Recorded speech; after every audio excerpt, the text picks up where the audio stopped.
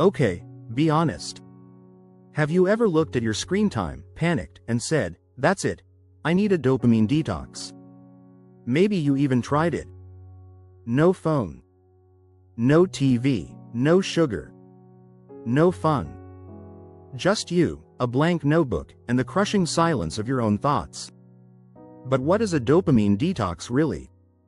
And does it actually work, or is it just another productivity trend wearing a lab coat? Let's get into it. First off, what's dopamine? Dopamine is a chemical messenger in your brain. People call it the pleasure molecule, but that's not exactly right. It's more like the motivation molecule. It spikes when your brain expects a reward, whether that's food, likes on Instagram, or finally finishing a to-do list. It's what makes you chase stuff. Scroll endlessly. Keep saying, "Just one more episode." So when people talk about a dopamine detox, what they think they're doing is resetting their brain's reward system. Too much dopamine, the theory goes, and you burn out your pleasure sensors. You feel numb, unmotivated, bored by everything that isn't super stimulating. And the solution? Cut everything off cold turkey. But here's where things get murky. Here's the truth. You can't detox from dopamine. It's not a toxin. It's a neurotransmitter your brain needs to function. Without dopamine, you can't move, plan, or feel joy. People with Parkinson's disease, for example, have a dopamine deficiency, which shows up as tremors, stiffness, and low motivation. So no, you're not addicted to dopamine. You're addicted to dopamine-triggering behaviors, scrolling TikTok, binge-watching YouTube, snacking for fun, etc., and that's a big difference. Because you don't need to cut off dopamine. You need to change how you engage with it. So where did this dopamine detox trend come from? It started in Silicon Valley, as most overhyped things do. A psychiatrist named Dr. Cameron Seppa coined the term. But here's the kicker. He didn't mean literally detoxing from dopamine. He meant taking regular breaks from overstimulation, like social media, video games, junk food, to help you regain control over your impulses. Basically, stop autopiloting your day and start being intentional. But the internet ran with it. Suddenly dopamine detox meant spending 24 hours doing nothing, no talking, no phones, no eye contact. Just you and your suffering. That's not what Dr. Seppa meant. That's just turning your brain into a punishment chamber. So, does a dopamine detox actually help? Yes, but not in the way people think. Here's what the research actually supports. 1. Reducing overstimulation helps your brain reset its reward thresholds. When you stop chasing constant novelty, you start enjoying simpler things again. 2. Mindful boredom can improve creativity. When you're not drowning in noise, your brain starts connecting dots in weird and brilliant ways. 3.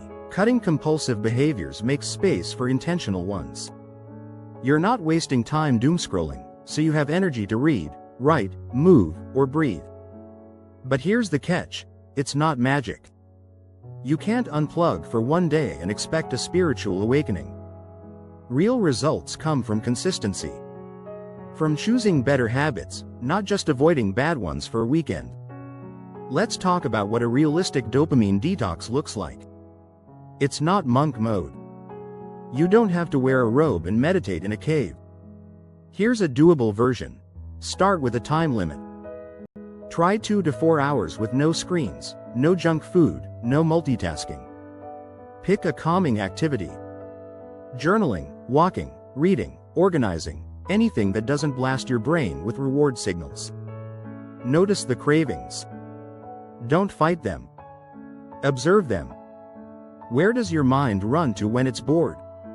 Use the space. Once the noise dies down, what does your brain want to do? Think? Reflect? Daydream? That's where the good stuff lives. And most importantly, make it a habit. Once a week. A few hours at a time. That's the actual detox. Less noise, more choice. But here's a big question. If dopamine's the motivator, Won't less of it make us less productive? Nope. Turns out, the opposite is true. When you constantly flood your brain with easy rewards, likes, sugar, new videos, your baseline motivation drops. Real-life tasks feel harder by comparison. But when you lower the dopamine noise, your brain starts noticing the real rewards again. You start getting satisfaction from finishing a chapter, from folding your laundry, from a quiet cup of tea. It's like taste buds coming back after you stop eating junk. Suddenly, life has flavor again. Let's bust a few dopamine detox myths real quick. Myth 1. You have to quit everything cold turkey. Reality. You don't, you just need to create intentional breaks. Detox isn't abstinence, it's awareness. Myth 2. It only works if you suffer. Reality. This isn't punishment. You're not doing penance for your Netflix sins. You're just giving your brain breathing room. Myth 3. One detox will fix everything. Reality. One-off resets help. But real change comes from systems, not sprints. So, does the dopamine detox work? If by work you mean, will it cure all your problems overnight? No, but if you mean, can it help you become more focused, more content, more creative? Absolutely. If you treat it like a tool, not a trend. Use it to notice what's hijacking your attention. To reclaim your ability to choose what matters. To remember that boredom isn't the enemy, sometimes, it's the doorway to your best ideas. And let's be real, the goal isn't to feel nothing. It's to feel more, without needing constant stimulation to do it. Final thoughts. You don't need to quit dopamine. You need to stop chasing cheap dopamine. Swap the endless scroll for slow, satisfying effort. Replace passive pleasure with active curiosity. And every once in a while, unplug just long enough to hear your own thoughts again. Because here's the thing, your brain isn't broken. It's just overwhelmed. And you're not lazy. You're just wired for instant hits. But that wiring? You can rewrite it. So, would you try a dopamine detox? Let me know in the comments. And if this video sparked something, hit like, subscribe, and share it with someone whose brain needs a breather. Until next time, stay curious, stay grounded, and don't forget, boredom is underrated.